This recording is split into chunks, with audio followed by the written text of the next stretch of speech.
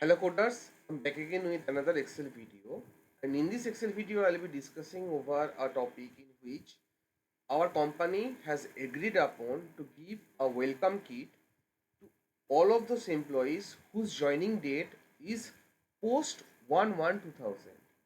Now the employees who joined our organization before that date, they won't be given any welcome kit. So I need to count that number of employees who joined our organization post 1/1/2000. Now how to find it out? So we'll be count, but this counting won't be a simple one. It will be count if. So count if means based on a criteria. It will be only counting. Excel will be counting only those cells if a particular criteria matches with the criteria set. So what is the range? This is the range over which some criteria would be applied. So over this range, the criteria which I am concerned about is that greater than, and for concatenating two for concatenating data we use ampersand in Excel, and it is greater than this particular date. We'll be closing the braces and press enter.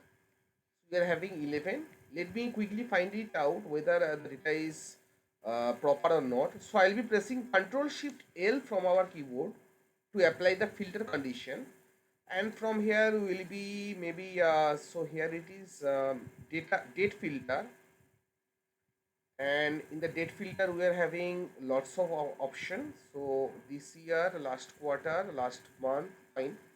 So tomorrow, between, before, greater than, before, after. Okay, after is after 1/1/2000.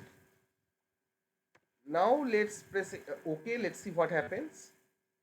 So we are having, we will be selecting all of this, and we are having here in the status bar it is showing count 11. That means our formatting, that is our conditional formatting, is working perfectly.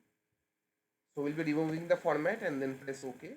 Fine. Okay. Control Z, Z. Yeah.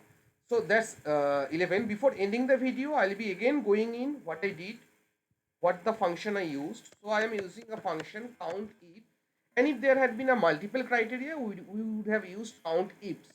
So count if within this range of cell, it will be counting this range. So normal count if means normal count means it will just count all the dates, but I'm not concerned about counting based on a condition, that is if. What is the if condition? That is it is greater than this particular date. And sorry, so let me go to the formula bar. So we can just simply click on that particular date. We have to concatenate greater than and for the concatenation, and then click on this particular date and hit enter when we are having a answer of 11. So that's all for this particular Excel video. Thank you all guys, and happy coding.